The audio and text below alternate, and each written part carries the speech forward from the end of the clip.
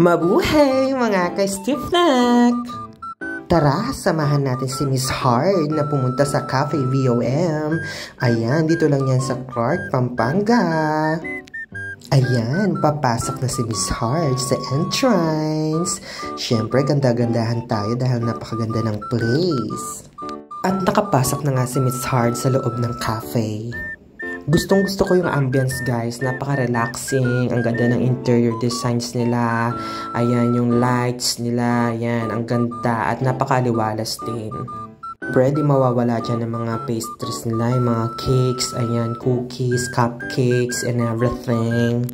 So, ayan na nga ang kanilang menu. Paki-screenshot na lang. At nagbabayad na nga si Miss Hard dahil naka-order na kami dyan.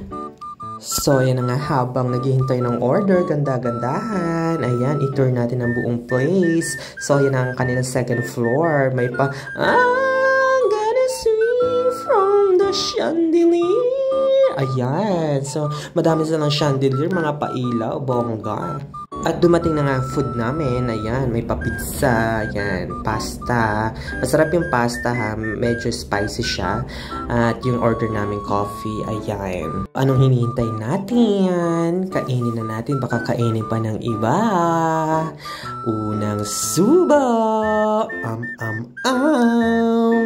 Sarapan!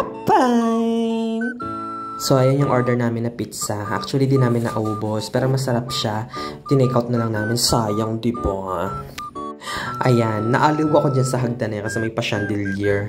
So, lakad-lakad tayo dyan kunwari. Perfect. So, pauwi na kami, guys. Hope you enjoy. Till the next video. So, hanggang sa muli. Paalam mula kay Miss Hard.